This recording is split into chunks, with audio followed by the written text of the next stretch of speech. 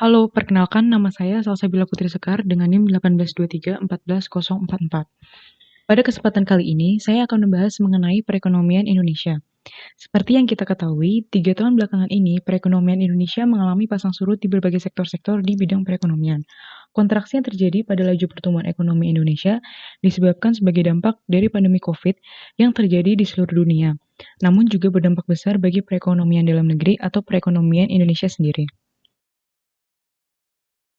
Saya akan membahas bagaimana perekonomian Indonesia tahun 2019, tahun 2020, serta bagaimana prospek pemerintah dalam rangka pemulihan ekonomi nasional di tahun 2021. Di sini terdapat 3 materi topik yang akan saya bahas, yaitu mengenai pertumbuhan ekonomi Indonesia, stabilitas perekonomian Indonesia, dan ketenagakerjaan di Indonesia. Mari kita masuk ke materi pertama, yaitu pertumbuhan ekonomi Indonesia. Pertumbuhan dapat digambarkan sebagai proses transformasi. Istilah pertumbuhan ekonomi diterapkan pada ekonomi yang sudah mengalami peningkatan pendapatan per kapita. Pertumbuhan ekonomi menunjukkan adanya peningkatan dari kapasitas produksi maupun jasa dalam kurun waktu tertentu.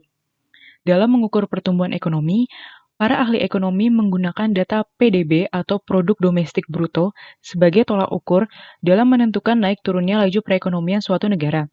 PDB mengukur nilai tambah total, pendapatan total, dan pengeluaran total perekonomian negara.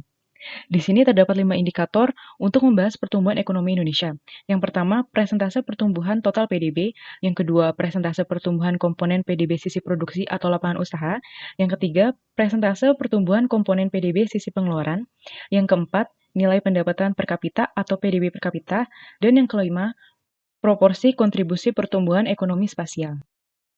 Mari kita masuk ke pertumbuhan ekonomi Indonesia tahun 2019. Seperti yang bisa kita lihat pada infografis yang saya ambil di website BPS, yaitu bps.go.id, perekonomian Indonesia tahun 2019 diukur berdasarkan produk domestik bruto atas dasar harga berlaku mencapai 15.833,9 triliun. Secara kumulatif, ekonomi Indonesia tahun 2019 tumbuh 5,02%, lebih rendah dibanding capaian tahun 2018 sebesar 5,17%. Pertumbuhan ekonomi tahun 2019 menurut sisi produksi dan pengeluaran. Dari sisi produksi, pertumbuhan tertinggi dicapai lapangan usaha jasa lainnya sebesar 10,55%. Berdasarkan sumber pertumbuhan ekonomi Indonesia tahun 2019, sumber pertumbuhan tertinggi berasal dari lapangan usaha industri pengolahan sebesar 0,80%, diikuti perdagangan besar eceran, reparasi mobil sepeda motor sebesar 0,61%, konstruksi sebesar 0,58%, dan informasi dan komunikasi sebesar 0,49%. Sumber pertumbuhan ekonomi Indonesia dari lapangan usaha lainnya sebesar 2,54%. Dari sisi pengeluaran, pertumbuhan tertinggi dicapai oleh komponen pengeluaran konsumsi lembaga non-profit yang melayani rumah tangga atau PKLN-PRT sebesar 10,62%. Diikuti komponen PKRT sebesar 5,04% dan komponen PMTB sebesar 4,45%. Struktur PDB Indonesia menurut pengeluaran atas dasar harga perekonomian Indonesia masih didominasi oleh komponen PKRT yang mencakup lebih dari separuh PDB Indonesia yaitu sebesar 56,62%, diikuti komponen PMTB sebesar 32,33% dan komponen PKLN-PRT sebesar 1,30%. Pertumbuhan ekonomi triwulan 4 2019 terhadap triwulan 4 2018. Ekonomi Indonesia triwulan 4 2019 dibanding triwulan 4 2018 tumbuh 4,92%. Dari sisi produksi, pertumbuhan didorong oleh semua lapangan usaha dengan pertumbuhan tertinggi dicapai lapangan usaha jasa lainnya sebesar 10,78%. Dari sisi pengeluaran, pertumbuhan tertinggi dicapai oleh komponen pengeluaran konsumsi rumah tangga atau PKRT sebesar 4,97%. Pertumbuhan ekonomi triwulan 4 2019 terhadap triwulan 3 2019.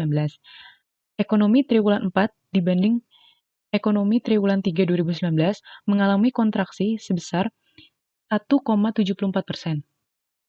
Dari sisi produksi, hal ini disebabkan oleh efek musiman pada lapangan usaha pertanian, kehutanan, dan perikanan yang mengalami penurunan 20,52%.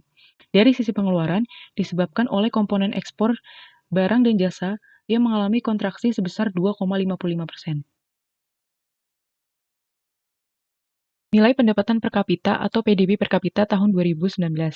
PDB per kapita pada tahun 2019 mencapai 59,1 juta atau 4.174,9 US dollar.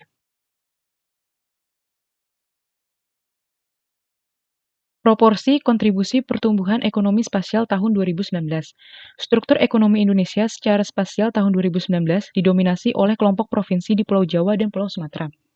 Pulau Jawa memberikan kontribusi terhadap produk domestik bruto sebesar 5,00%, diikuti oleh Pulau Sumatera sebesar 21,32% dan Pulau Kalimantan sebesar 8,05%. Selanjutnya kita masuk ke pertumbuhan ekonomi Indonesia tahun 2020. Infografis di samping saya juga ambil dari website BPS yaitu bps.co.id. Perekonomian Indonesia tahun 2020 yang diukur berdasarkan produk domestik bruto atas dasar harga berlaku mencapai 15.434,2 triliun. Ekonomi Indonesia tahun 2020 mengalami kontraksi pertumbuhan sebesar 2,0% dibanding tahun 2019. Pertumbuhan ekonomi tahun 2020 menurut sisi pengeluaran dan sisi produksi. Dari sisi produksi, kontraksi pertumbuhan terdalam terjadi pada lapangan usaha transportasi dan pergudangan sebesar 15,04%. Lalu dari sisi pengeluaran, hampir semua komponen terkontraksi, yaitu komponen ekspor barang dan jasa menjadi komponen dengan kontraksi terdalam sebesar 7,70%. Sementara ekspor barang dan jasa yang merupakan faktor pengurang kontraksi sebesar 14,71%. Pertumbuhan ekonomi triwulan 4 2020 terhadap triwulan 4 2019. Ekonomi Indonesia triwulan 4 2020 terhadap triwulan 4 2019 mengalami kontraksi pertumbuhan sebesar 2,19%. Dari sisi produksi, lapangan usaha transportasi dan pergudangan mengalami kontraksi pertumbuhan terdalam sebesar 13,42%. Dari sisi pengeluaran, komponen ekspor barang dan jasa mengalami kontraksi pertumbuhan terdalam sebesar 7,21%, sementara impor barang dan jasa yang merupakan faktor pengurang terkontraksi sebesar 13,52%.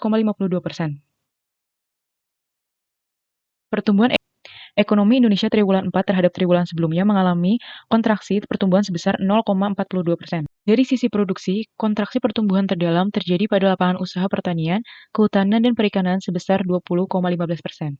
Dari sisi pengeluaran, pertumbuhan tertinggi dicapai oleh komponen pengeluaran konsumsi pemerintah atau PKP yang tumbuh sebesar 27,15%. Nilai pendapatan per kapita atau PDB per kapita tahun 2020. PDB per kapita mencapai 56,9 juta rupiah atau 3.911,7 US dollar.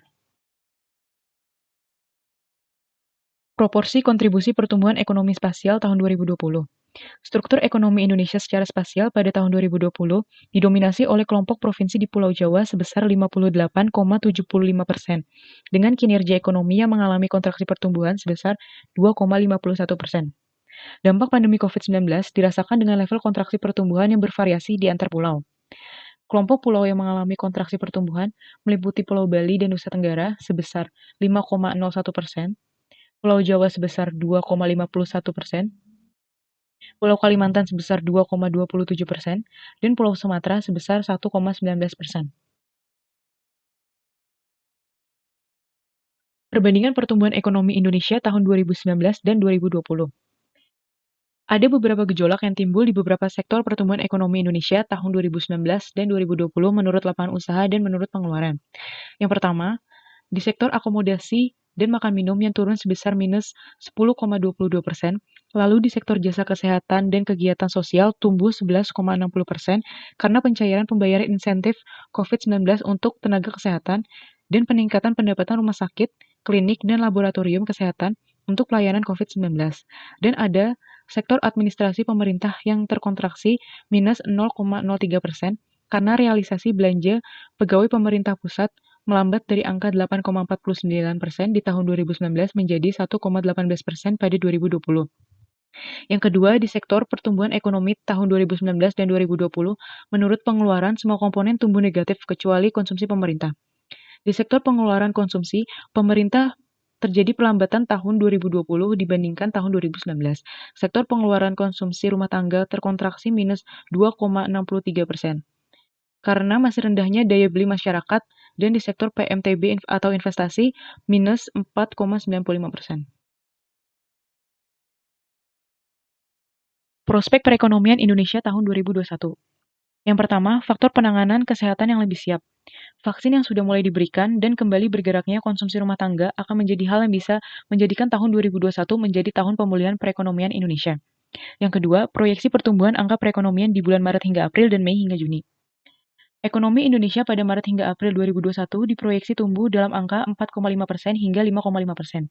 Begitu pula pada bulan Mei hingga Juni tahun 2021, perekonomian diprediksi bertahan di level 4,5% hingga 5,5%. Yang ketiga, rencana anggaran dana untuk pemulihan pertumbuhan ekonomi Indonesia tahun 2021. Pada 2021 ini, pemerintah juga telah merencanakan anggaran sebesar Rp403,9 triliun untuk penanganan COVID-19 dan pemulihan ekonomi Indonesia.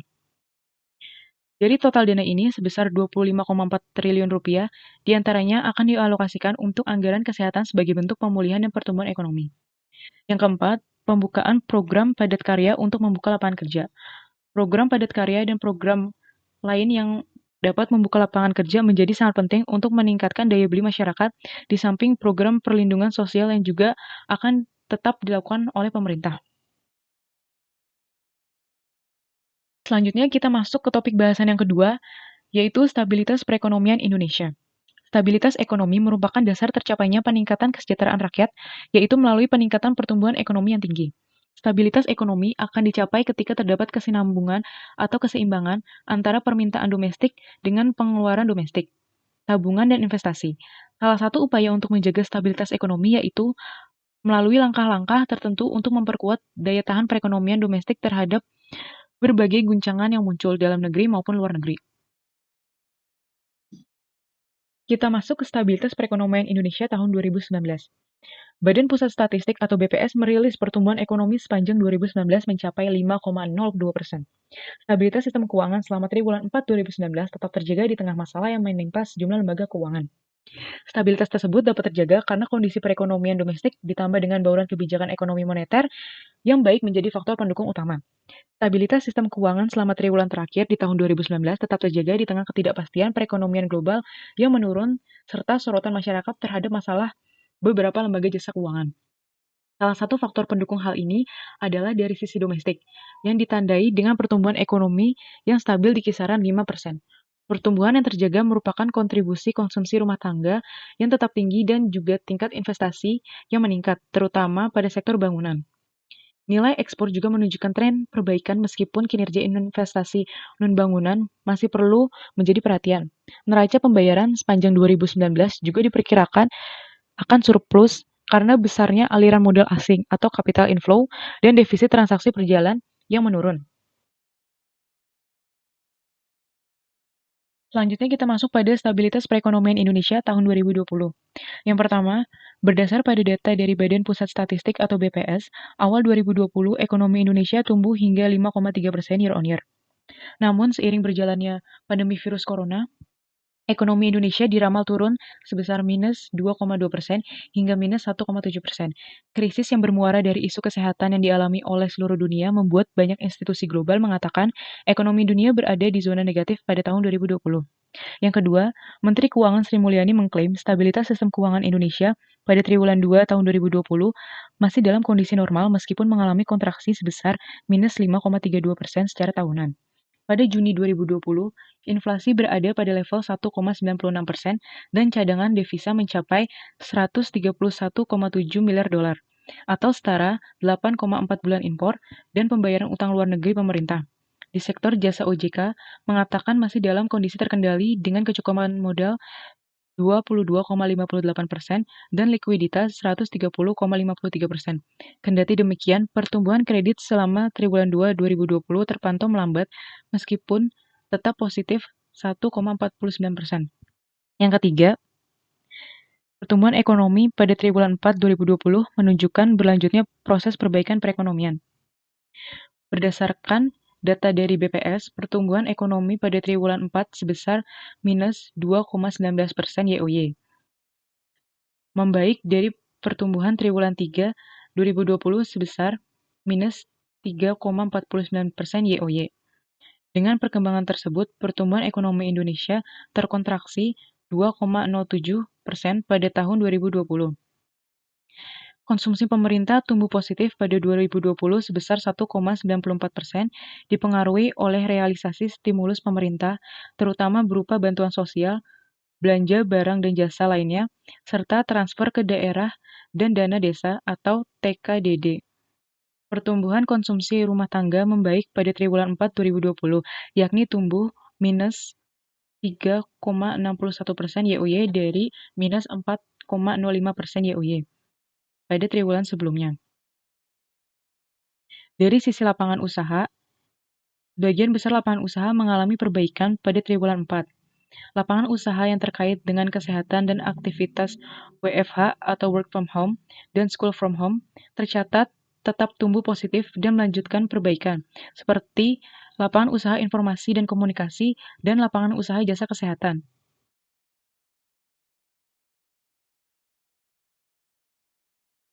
Selanjutnya, perbandingan stabilitas perekonomian Indonesia tahun 2019 dan tahun 2020. Yang pertama, meski terjadi gejolak global, ekonomi Indonesia tumbuh pada tingkat konsisten dengan pertumbuhan PDB triwulan antara 4,9 hingga 5,3% selama 3,5 tahun terakhir.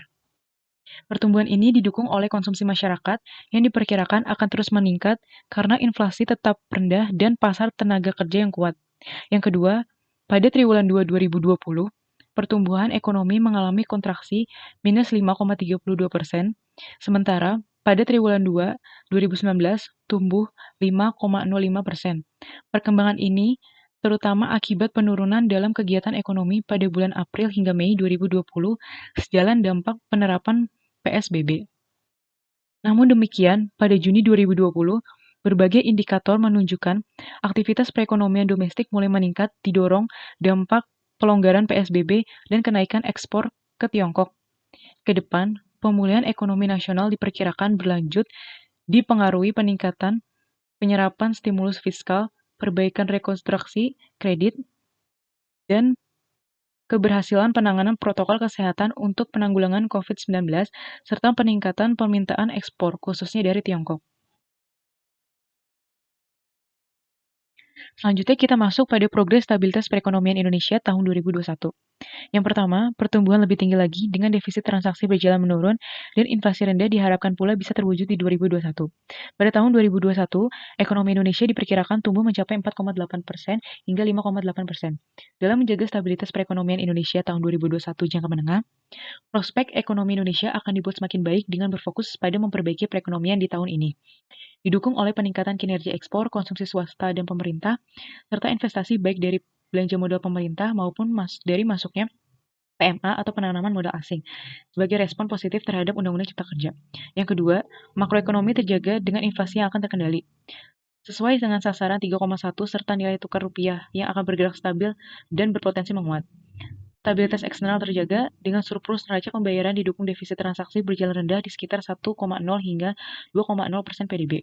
Yang ketiga, pemerintah juga bersama membangun menuju Indonesia maju berpendapatan tinggi melalui kebijakan reformasi struktural yang konsisten dan diarahkan pada 1. Infrastruktur interkoneksi dengan kawasan ekonomi seperti industri, pariwisata, dan UMKM dengan jaringan distribusi. 2. Kemudahan regulasi untuk mendorong investasi dan lapangan kerja. 3. Hilirisasi sumber daya alam ke manufaktur yang berdaya asing. Serta keempat, kualitas SDM, baik kompetisi keahlian maupun penguasaan iptek. Kita masuk pada topik bahasan terakhir, yaitu ketenagakerjaan di Indonesia. Ketenagakerjaan adalah segala hal yang berhubungan dengan tenaga kerja pada waktu sebelum, selama, dan sesudah masa kerja. Tenaga kerja adalah setiap orang yang mampu melakukan pekerjaan guna menghasilkan barang atau jasa, baik untuk memenuhi kebutuhan sendiri ataupun masyarakat. Tenaga kerja dibagi menjadi 3 kelompok, yaitu angkatan kerja, penduduk bekerja, dan pengangguran. Langsung saja kita masuk ke keadaan ketenagakerjaan Indonesia di tahun 2019. Di sini, saya akan membahas mengenai angkatan kerja penduduk bekerja dan menganggur, serta penduduk bekerja menurut jam kerja. Yang pertama, angkatan kerja, penduduk bekerja, dan pengangguran. Jumlah angkatan kerja pada Agustus 2019 sebanyak 133,56 juta orang, naik 2,55 juta orang dibanding tahun 2018. Pada Agustus 2019 sebanyak 126,51 juta orang adalah penduduk bekerja dan sebanyak 7,05 juta orang adalah pengangguran. Dibanding tahun lalu, jumlah penduduk bekerja bertambah 2,50 juta orang dan pengangguran meningkat 50.000 orang. Tingkat pengangguran terbuka atau TPT mengalami penurunan sejak tahun 2015 hingga tahun 2019. Pada Agustus 2019, TPT turun menjadi 5,28% dibanding tahun lalu sebesar 5,34%. Tingkat pengangguran terbuka berdasarkan tingkat pendidikan. Pada Agustus 2015 hingga 2019, TPT pada seluruh jenjang pendidikan mengalami penurunan sebesar 0,3% hingga 2,4% poin. Pada Agustus 2019, TPT untuk sekolah menengah kejuruan atau SMK masih paling tinggi di antara tingkat pendidikan lain sebesar 10,42%. Sedangkan TPT terendah adalah pada jenjang pendidikan SD sebesar 2,41%. TPT menurut kelompok umur mengalami penurunan sebesar 0,01 sampai 4% poin. Pada Agustus 2019, TPT penduduk umur muda sekitar umur 15 hingga 24 tahun tertinggi dibanding kelompok umur lainnya yaitu sebesar 18,62%. Sedangkan TPT penduduk lanjut usia sebesar 0,66%. Yang kedua, penduduk bekerja menurut jam kerja. Proporsi penduduk bekerja menurut jam kerja presentasi tertinggi di Agustus 2019 adalah pekerja penuh dengan jam kerja minimal 35 jam per minggu sebesar 71,12%. Selanjutnya kita masuk ke dalam keadaan ketenagakerjaan Indonesia tahun 2020. Di sini saya akan membahas 5 indikator. Yang pertama, angkatan kerja, penduduk bekerja, dan menganggur. Yang kedua, penduduk bekerja berdasarkan tingkat pendidikan. Yang ketiga, tingkat pengangguran terbuka. Yang keempat, komposisi pengangguran berdasarkan umur. Dan yang kelima, penduduk bekerja menurut jam kerja. Kita masuk pada bahasan pertama, angkatan kerja, penduduk bekerja, dan menganggur. Yang pertama, jumlah angkatan kerja pada Agustus 2020 sebanyak 138,22 juta orang, naik 2,36 juta orang dibanding Agustus 2019. Sebagian besar penduduk usia kerja yaitu 67,77% atau 138,22 juta orang, merupakan angkatan kerja yang terdiri dari 128,45 juta penduduk pekerja dan 9,77 juta orang pengangguran. Yang kedua, penduduk bekerja sebanyak 128,45 juta orang, turun sebanyak 0,31 juta orang dari Agustus 2019. Lapangan pekerjaan yang mengalami peningkatan persentase terbesar adalah sektor pertanian yaitu sebesar 2,23% poin. Yang ketiga, dalam setahun terakhir persentase pekerja setengah penganggur dan persentase pekerja paruh waktu naik masing-masing sebesar 3,77% poin dan 3,42% poin. Tingkat setengah pengangguran pada Agustus 2020 sebanyak 10,19%. Yang kedua, komposisi penganggur berdasarkan umur. Pada Agustus 2020, TPT penduduk kelompok umur muda sekitar umur 15 hingga 24 tahun merupakan TPT tertinggi, yaitu mencapai 20,46%. Sementara itu, TPT penduduk kelompok umur tua dengan persentase 60 tahun ke atas merupakan yang paling rendah, yaitu sebesar 1,70%. Dibandingkan Agustus 2019, terjadi peningkatan TPT pada semua kelompok umur, yaitu 1,77% poin untuk kelompok umur muda, 2,03% poin untuk kelompok umur 25 hingga 59 tahun, dan 1,02% poin untuk kelompok umur 60 tahun ke atas. Yang ketiga, penduduk kerja berdasarkan tingkat pendidikan. Pada Agustus 2020, penduduk bekerja masih didominasi oleh mereka yang berpendidikan SD ke bawah, yaitu sebanyak 38,89%. Sementara, tenaga kerja yang berpendidikan tinggi yaitu diploma dan universitas hanya sebesar 13,33%. Dibandingkan dengan keadaan Agustus 2019, kontribusi pendidikan pada penduduk bekerja mengalami penurunan pada pendidikan SD ke bawah sebesar 0,94% poin, SMK 0,12% poin, dan universitas 0,06% poin. Sementara penduduk bekerja dengan peningkatan terbesar jatuh pada pendidikan SMA sebesar 0,69% poin.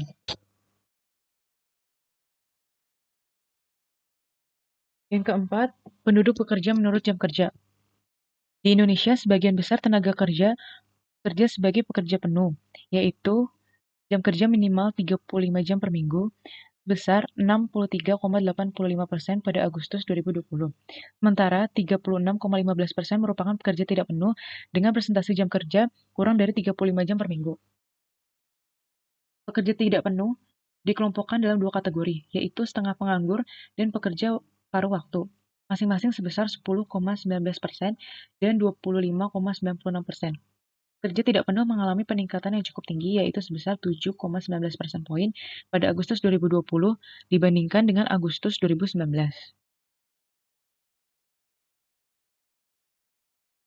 Yang kelima, tingkat pengangguran terbuka atau TPT menurut pendidikan tertinggi yang ditamatkan.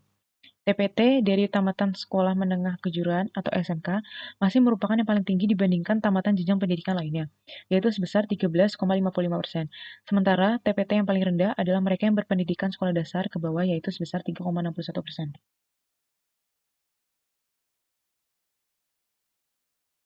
Tingkat pengangguran terbuka atau TPT menurut kelompok umur. Pada Agustus 2020, TPT penduduk kelompok umur muda umur 15 hingga 24 tahun merupakan TPT tertinggi, yaitu mencapai 20,46%. Sementara itu, TPT penduduk umur tua 60 tahun ke atas merupakan yang paling rendah, besar 1,70%.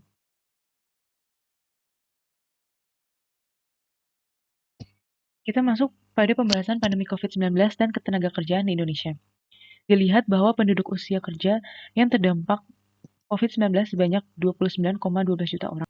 Terdiri dari 2,56 juta orang pengangguran karena COVID-19, 0,76 juta orang bukan angkatan kerja atau BAK karena COVID-19, 1,77 juta orang sementara tidak bekerja karena COVID-19, dan 24,03 juta penduduk bekerja yang mengalami pengurangan jam karena COVID-19. Dilihat dari jenis kelamin, penduduk usia kerja laki-laki yang terdampak COVID-19 sebanyak 17,75 juta orang, lebih besar daripada perempuan sebanyak 11,37 juta orang. Kemudian dilihat dari daerah tempat tinggal, penduduk usia kerja di perkotaan yang terdampak COVID-19 sebanyak 20,56 juta orang, sedangkan di pedesaan sebanyak 8,56 juta orang. Perbandingan ketenagakerjaan Indonesia tahun 2020. Terjadi kenaikan pengangguran yang diikuti oleh tingkat pengangguran terbuka atau TPT pada tahun 2020. Terjadi kenaikan pengangguran sebesar 9,77 juta orang dengan tingkat pengangguran terbuka sebesar 7,07%. Angka tersebut naik dibandingkan tahun 2019. Berdasarkan tingkat pendidikan yang ditamatkan pada Agustus 2019, jumlah tertinggi ditempati oleh SMK sebesar 10,42%, SMA 7,92%, D1, D2, D3 5,99%, Universitas 5,67%, SMP 4,75%, dan SD sebesar 2,41%. Sedangkan TPT pada tahun 2020 mengalami peningkatan seiring dengan naiknya TPT nasional. TPT pada tamatan SMK masih merupakan yang paling tinggi dibandingkan jenjang pendidikan lainnya sebesar 13,55%, sementara TPT paling rendah adalah pendidikan SD sebesar 3,61%. Dapat disimpulkan bahwa pengangguran tahun 2020 mengalami peningkatan akibat terdampak COVID-19. Selanjutnya kita masuk di pembahasan terakhir pada materi ketenagakerjaan Indonesia, yaitu mengenai prospek ketenagakerjaan Indonesia tahun 2021. Yang pertama, penyerapan tenaga kerja. Yang kedua, diperkirakan ada 5,6 juta lapangan kerja yang bakal tercipta dari proyek strategis nasional atau PSN tahun 2021. Dan yang ketiga, pemerintah mengadakan kegiatan job fair tematik.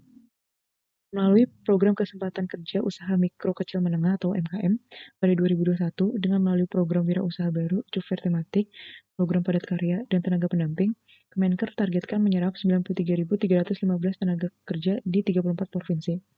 Kemenker juga memfasilitasi pertemuan pencari kerja dan pemberi kerja melalui job fair tematik sebanyak 45.000 orang per tahun. Sekian mengenai penjelasan dari materi perekonomian Indonesia.